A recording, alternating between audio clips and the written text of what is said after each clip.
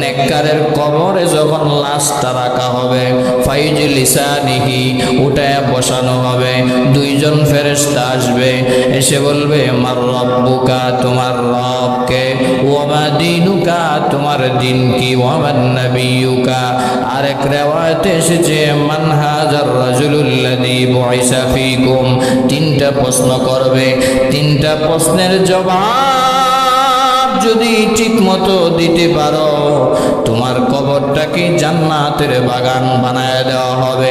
নেককার যদি হয় মার রব্বুকা বলার সাথে সাথে সে বলবে রব্বি আল্লাহ, আমি দুনিয়াতে নামাজ পড়েছি, রোজা রেখেছি, রবের হুকুম মানছি, ইহুদি খ্রিস্টানের হুকুম মানি নাই, আমি কখনো কোনো ইহুদি খ্রিস্টানকে আমি কখনো রব মানি নাই, দুনিয়ার নেতাকে রব মানি নাই, দুনিয়ার কোনো গোলামির জন্য দৌড়াই নাই, আমি শুধুমাত্র আমার মাওলাকে আমি রব মেনেছি। সে সাথে সাথে বলবে রব্বি আল্লাহ, কারণ আল্লাহ তো এই প্রশ্নের জবাব কোরআনে জানাই দিয়েছেন, আল্লাহু লা ইলাহা ইল্লা হুয়াল হাইয়ুল কাইয়্যুম। জোরে বলেন আল্লাহু আকবার।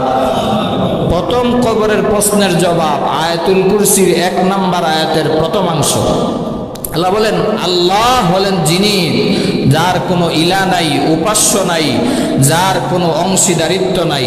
প্রথম প্রশ্নের জবাব লোকটা ডাক দিয়া বলবে, আলেমের মুখে আমি বারবার শুনেছি যে রব হলেন আল্লাহ, রব হলেন আল্লাহ, সাথে সাথে তার জবান দিয়া চলে আসবে রব্বি আল্লাহ, চিৎকার দিয়ে বলেন আল্লাহু আকবার।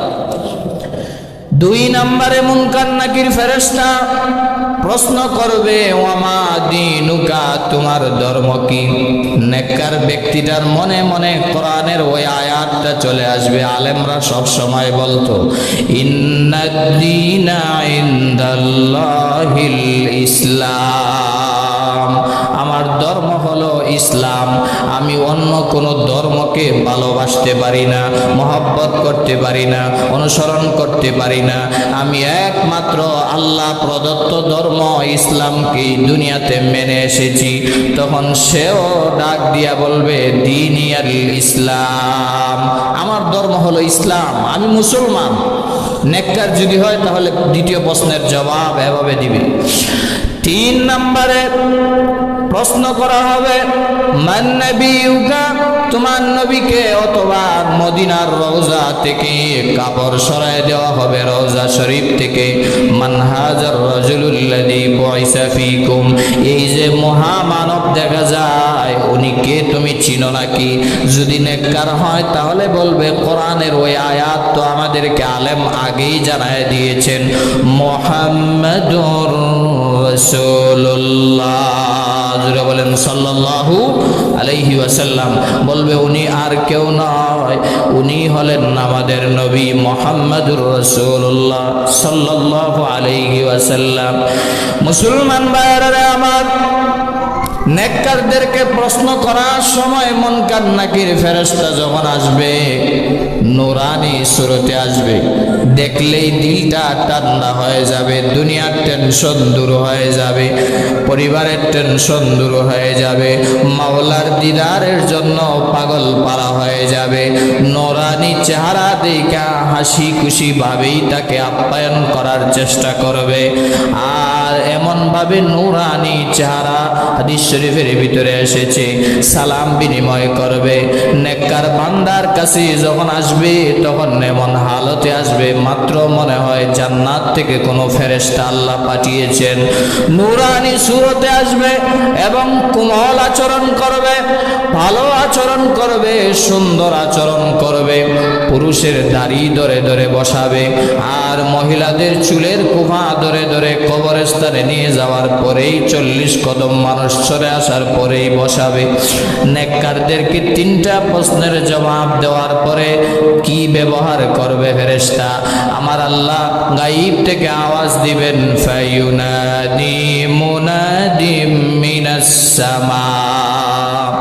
হযরত বারা ইবনে আজিব রাদিয়াল্লাহু তাআলা আনহু থেকে লম্বা হাদিস বর্ণনা হয়েছে। রাসূল করিম সাল্লাল্লাহু আলাইহি ওয়াসাল্লাম বলেন, নেককার বান্দা যখন কবরে তিনটা প্রশ্ন করা হবে, তিনটা প্রশ্নের জবাব যখন সঠিকভাবে দিবে, এমনি আল্লাহ গায়েব থেকে আওয়াজ দিবে, থামো ফেরেশতারা থামো, আমার বান্দা সত্য বলেছে। আল্লাহ বলবেন আমি নিজে সত্যায়ন করে দিব। আন সাদাকা আবদি, আন সাদাকা আবদি, আন সাদাকা আবদি। রে ফেরেশতারা, আর কোনো কিছু জিজ্ঞাসার দরকার নাই, আমার বান্দা সত্য বলেছে, আমার বান্দা সত্য বলেছে, আমার বান্দা সত্য বলেছে। আর দেরি করো না, ফাফরিশুহু ফিল জান্নাহ ওয়ালবিসুহু ফিল জান্নাহ ওয়াফতাহু লাহু বাবান ইলাল জান্নাহ। রে ফেরেশতারা, আর দেরি করো না, আমার নেককার বান্দা বান্দিরা সঠিক জবাব দিয়েছে, জান্নাতের পোশাক পরিধান করায় দাও, জান্নাতি বিছানা বিছায় দাও, জান্নাত থেকে কবর পর্যন্ত একটা দরওয়াজা খুলে দাও। চিৎকার দিয়ে বলেন আল্লাহু আকবার। জান্নাতি কবরের দিকে, জান্নাতের দিকে দরওয়াজা খুলে দেওয়া হবে। আর ফেরেশতা ডাক দিয়া বলবে, নাম কানাউমাতিল আরুজ, ঘুমিয়ে যাও, আরামসে ঘুমিয়ে যাও। কেমন ভাবে ঘুমাইবা? নবীজি হাদিসে বলেন, নাম কানাউমাতিল আরুজ, বাসর রাতে যেরকম ধুলা ঘুমায়, নতুন জামাই ঘুমায়, কেউ ডিস্টার্ব করে না, কেউ দরজায় করা নাড়ে না, কেউ সমস্যা করে না। আমার আল্লাহ হাত বুলায়া বুলায়া বলবে, মায়ের বান্দা আমার, অনেক কষ্ট করেছো দুনিয়াতে, বহু কষ্ট করেছো দুনিয়াতে। এমনও সময় এসেছে বৃষ্টি তুমি ত্যাগ করে মসজিদে গিয়েছো, ঠান্ডাকে অপেক্ষা করে মসজিদে গিয়েছো। আমি আল্লাহকে মানার জন্য দুনিয়াতে তোমাকে অনেক শয়তানের বাধা বিঘ্ন অপেক্ষা করে আসতে হয়েছে। আজ আমি আল্লাহ তোমার প্রিয়তম হয়ে গেলাম, তোমার বন্ধু হয়ে গেলাম, তোমার ভালোবাসার মানুষ হয়ে গেলাম। আমি আল্লাহ তোমার পিঠে হাত বুলায় দিয়া বললাম, নাম কানাউমাতিল আরুজ, যেভাবে বাসর রাতে ধুলা ঘুমায়, কেউ ডিস্টার্ব করে না, তার একমাত্র স্ত্রী ছাড়া, প্রিয়তম ছাড়া কেউ ডিস্টার্ব করে না। আজ কবরেও আমি তোমার প্রিয়তম হয়ে গেলাম। কিয়ামতের ডাক আসলে আমি আল্লাহ নিজে তোমাকে ডাইকা উঠাবো। এর আগ পর্যন্ত ঘুমায় যাও, তোমাকে আর ডিস্টার্ব করবে না কেউ। সুবহানাল্লাহ। নেককারের সাথে মন ব্যবহার করা হবে। শুধু তা নয়, আপনি যে দুনিয়াতে নামাজ পড়েন, রোজা রাখেন, কোরআন তেলাওয়াত করেন, ওগুলা কবরে যাবে কি যাবে না? আওয়াজ দিয়ে বলেন, যাবে কি যাবে না? ঘুমাইতেছেন মনে হয় না? আওয়াজ দিবেন। যদি আলোচনা না বুঝেন তাহলে তো আলোচনা করে লাভ নাই। যারা নামাজ পড়েন, রোজা রাখেন, কোরআন তেলাওয়াত করেন, দান সদকা করেন, এগুলা কবরে যাবে কি যাবে না? ডাক দিয়া বলবে, আমার মাথার পাশে, একবারে মাথার পাশে তাকায় দেখবে সুন্দর নওজোয়ান টকবকে একজন যুবক দাঁড়ায় আছে, আলোকিত হয়ে আছে, কবরটা যেন নূরে ঝলমল করতেছে। এমনি ডাক দিয়া বলবে, তুমি কে? তুমি আমার মাথার পাশে এসেছো। ডাক দিয়া বলবে, আমি হলাম তোমার নামাজ। দুনিয়াতে তুমি 5 ওয়াক্ত নামাজ পড়েছিলা, বহু কষ্টে তুমি মসজিদে গিয়েছো, বহু কষ্টে তুমি জামাতে নামাজ আদায় করেছো। আমি দুনিয়ার ওই কষ্টের জিন্দেগির নামাজ, যখন মানুষ মস্কারি করত নামাজ নিয়ে, আরে বেটা নামাজ পড়ে কি করবি, কয় না কিছু মানুষ আছে না, সার দোকানে বসে বসে কয়জনে নামাজ পড়ে কি করছে দেখছি, হিসাব মিলে কিছুই না, আছে না নাই? ফেরেশতারা ডাক দিয়া বলবে, আমি হলাম তোমার জিন্দেগির ওই নামাজ, যেই নামাজকে মানুষ অবজ্ঞা করত, যেই নামাজ পড়তো না, ফজরের সময় নাক ডাকায়া ঘুমাইতো। আল্লাহ রাব্বুল আলামিন কোরআনে কারীমের ভিতরে বহু জায়গায় নামাজের কথা বলেছেন। বান্দা নামাজ, নামাজ, নামাজ, নামাজ। সমস্ত রাসূলেরা সমস্ত নবীরা বলে গিয়েছেন নামাজ নামাজ নামাজ। সাহাবায়ে কেরামের তাসবিহ ছিল নামাজ নামাজ নামাজ। আল্লাহর ওলিরা সব সময় যুগে যুগে বয়ান করে নসিহত করে আলেম ওলামারা বুঝিয়েছেন নামাজ নামাজ নামাজ। কিন্তু বান্দা তো মানতে চায় না, নামাজ পড়ে না পড়ে না পড়ে না। নিজেকে মুসলমান দাবি করে, আশিকে রাসূল নবীর উম্মত দাবি করে, নামাজ পড়ে না। কবরে কিন্তু অন্ধকার হয়ে যাবে। আর যদি তুমি 5 ওয়াক্ত নামাজ সঠিকভাবে আদায় করতে পারো, তোমার নামাজটা আল্লাহ রাব্বুল আলামিন পাখির আকৃতি বানায়া, সুন্দর নূরানি ফেরেশতার আকৃতি বানায়া তোমার মাথার পাশে আল্লাহ দাঁড় করায় দিবেন। আর ফেরেশতা ডাক দিয়া বলবে, রে আযাবের ফেরেশতা, আমি হলাম এই বান্দার বন্ধু, আমি যতক্ষণ কবরে থাকবো ততক্ষণ বিন্দু মাত্র আযাব দেওয়া যাবে না। সুবহানাল্লাহ। তাকায় দেখবে একটু পরে তাহাজ্জুদ তার সাথে দেখা করার জন্য আসবে। সুগন্ধি ব্যবহার করে হাজার হাজার ফেরেশতা নিয়ে আহলান সাহালান লাল ফুল নিয়ে তার সাথে সাক্ষাৎ করার জন্য আসবে। বলবে চিন্তা করার কোনো কারণ নাই, যখন মানুষ বিভোর ঘুমিয়ে যাইত, সব দরওয়াজা যখন বন্ধ হয়ে যেত, গভীর রজনীতে মাওলা পাকের সেজদায় তুমি লুটে পড়তা, দুনিয়ার সব অফিস আদালত যখন বন্ধ হয়ে যেত, তুমি আমি আল্লাহকে বলে যাও নাই, আমি রবকে বলে যাও নাই, তুমি আমি মাওলার কাছে চাইছো আর দুনিয়ার কারো কাছে চাও নাই। তাহাজ্জুদের নামাজের বিছানায় চোখের পানি ফালায় ফালায় কানছো। ওয়াহুম কালিলুন, হাদিসের ভিতরে এসেছে এই সমস্ত লোক পাওয়া যাবে খুব কম। তাহাজ্জুদওয়ালা বান্দা কম না বেশি? আরো জোরে বলেন, কম না বেশি? 5 ওয়াক্ত নামাজ হইতো নাই, বাস তাহাজ্জুদে থাকবে কি? হাদিসে রাসূল এই জন্যই বলেছেন ওয়াহুম কালিলুন, তাহাজ্জুদ গুজার বান্দার আমল কবরে পৌঁছবে, খুব কম সংখ্যক মানুষ থাকবে যারা তাহাজ্জুদও পড়বে, তাদের তাহাজ্জুদও কবরে তাকে শাস্তির জন্য সুপারিশ করবে, বাঁচানোর জন্য।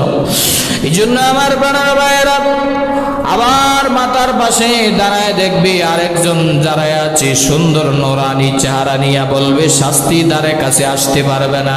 জিজ্ঞাসা করা হবে তুমি কে, এত সুন্দর নোরানি চেহারা নিয়ে এসেছো? বলবে আমি তোমার দুনিয়ার জিন্দেগির কোরআন তেলাওয়াত, তুমি আমাকে অবজ্ঞা করো নাই, তুমি আমাকে সবচাইতে বেশি মূল্যায়ন করেছো, আমাকে গুরুত্ব দিয়েছো।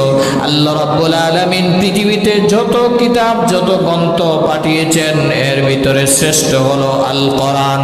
আল্লাহ বলেন আলিফ লাম মিম যালিকাল কিতাবু লা রাইবা ফীহি হুদাল লিল মুত্তাকিন। আল্লাহু আকবার। মানুষের হেদায়েতের জন্য আমি আল্লাহ এমন কিতাব পাঠিয়েছি যেই কিতাবের ভিতরে ভুল নাই, ভুলের কোনো সন্দেহ লেশ মাত্র নাই। বান্দা আজ ইংলিশে বড়র করতে পারে, হিন্দিতে কথা বলতে পারে, আকাম কুকাম কম পারে না। দেশে বলেন, বিদেশে বলেন, গ্রামে বলেন, বাহিরে বলেন, যত রকমের পেস লাগানোর কারবার আছে সব সে স্টার্ট দিতে পারে। সূরা ফাতিহা জিজ্ঞেস করলে বলবে হুজুর ওযু নাই, পড়তে পারি না, দাঁত ভাঙে ফেলে। আছে না নাই? কবরের জগৎ কঠিন জগৎ রে বাবা। কবরের প্রথম রজনী যখন শুরু হয়ে যাবে, দেখবা তোমার পাশে কোরআন তেলাওয়াত যাবে না, নামাজ যাবে না, তাহাজ্জুদ যাবে না, সদকা যাবে না। ভালো আমল যদি না করো, কবরটা জাহান্নামের গাড়া হয়ে যাবে। যুবক ভাইয়েরা আমার বলতেছিলাম, যদি জাহান্নামের গাড়া হয়ে যায় কি অবস্থা হবে? বদকারের কবরের আযাবে কি অবস্থা হবে? নেককারের কথা এতক্ষণ বললাম, বদকারকেও 3টা প্রশ্ন করা হবে। রাসূল বলেন মার রব্বুকা ওয়া মা দীনুকা ওয়া মান নাবিয়ুকা। সে তো দুনিয়াতে আল্লাহ মানে না, ইহুদি খ্রিস্টানদের রব মানছে। আওয়াজ দিয়ে বলেন ঠিক না বেঠিক? এই আর্জেন্টিনার গোলামেরা কথা বলো না কেন, ঠিক না বেঠিক? ব্রাজিলের গোলামেরা আওয়াজ দিয়ে বলো ঠিক না বেঠিক?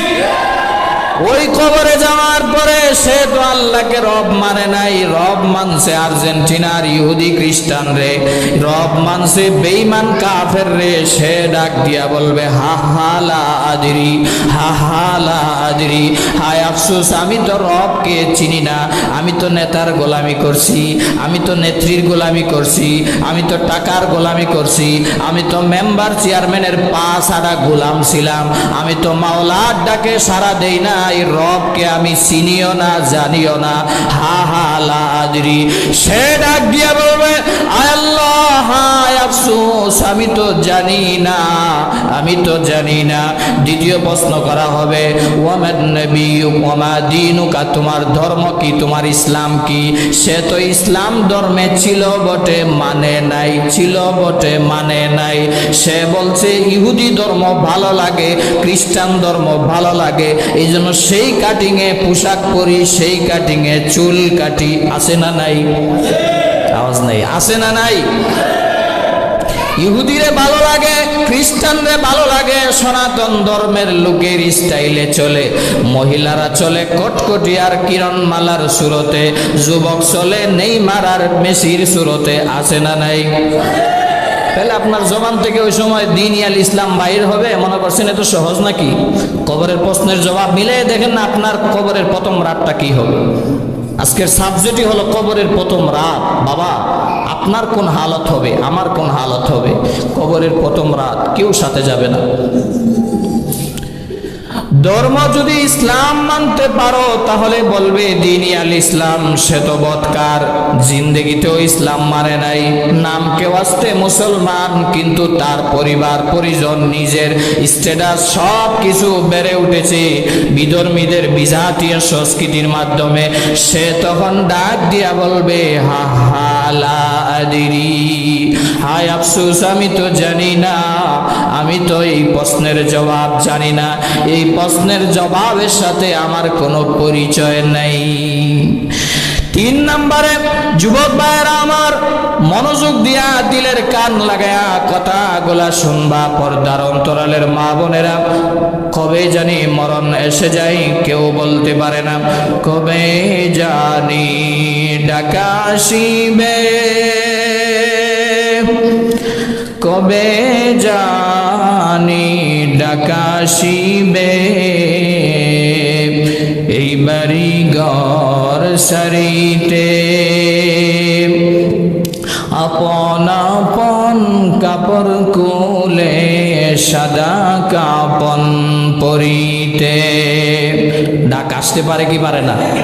যে কোনো সময় ডাক চলে আসতে পারে, চৌকের পলকে মানুষের মৃত্যু হইতে পারে। আওয়াজ দিয়ে বলেন ঠিক না বেঠিক?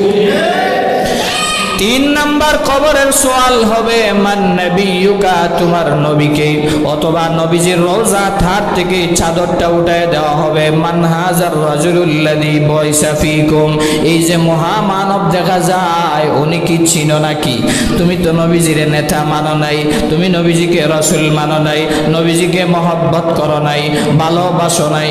যদি রাসূলকে মহব্বত করতা পাঞ্জাবি টুপি পরিধান করতা, যদি রাসূলকে মহব্বত করতা দাড়ি লাগাইতা, যদি রাসূলকে মহব্বত করতা স্ত্রীকে পর্দায় রাখতা, যদি রাসূলকে মহব্বত করতা নবীজির সুন্নত মিসওয়াক ব্যবহার করতা, তুমি যদি রাসূলকে মহব্বত করতা তোমার উঠা বসা চলাফেরা সর্বক্ষেত্রে রাসূলের সুন্নত থাকতো, তুমি তখন ডাক দিয়া বলবা হা হা লা আদরি, হায় আফসোস আমি তো এই লোকরে চিনি না, আমি তো এই লোকরে চিনি না। তখন আমার আল্লাহ ডাক দিয়া বলবে রে মুনকার নাকির ফেরেশতা, যেই মুনকার নাকির ফেরেশতা বদকারের কাছে যখন আসবে ভয়ঙ্কর আকৃতি নিয়ে আসবে, যখন বসাবে সুরত দেইকাই গাবরে যাবে, আর সে গাবরে সব কিছু, সে দুনিয়ার সব কিছু স্মরণ করতে রাখবে কিন্তু কোনো কাজে আসবে না। আল্লাহ বলেন ইয়াকুলু ইয়া লাইতানি কদ্দামতু লিহায়াতি, সে ডাক দিয়া বলবে হায় আফসোস আফসোস, আমি যদি নামাজ পড়তাম আজ আমার কতই না ভালো হতো। হায় আফসোস, আমি যদি জিন্দগিতে কোরআন তেলাওয়াত করতাম আজকাল আমার জন্য কতই না সহজ হইতো। হায় আফসোস, আমি যদি ভালো বন্ধুর সাথে থাকতাম আমার জন্য কতই না ভালো হইতো। হায় আফসোস, আমি যদি আলেমের মহব্বত নিয়ে চলতাম কতই না ভালো হইতো। হায় আফসোস, আমি যদি সব সময় নেককারদের সাথে হইতাম কতই না ভালো হতো। কিন্তু সেদিন আফসোস করলেও আর কোনো কাজে আসবে। আপনারা মনে হয় ঘুমাইতে আছেন, আর কোনো কাজে আসবে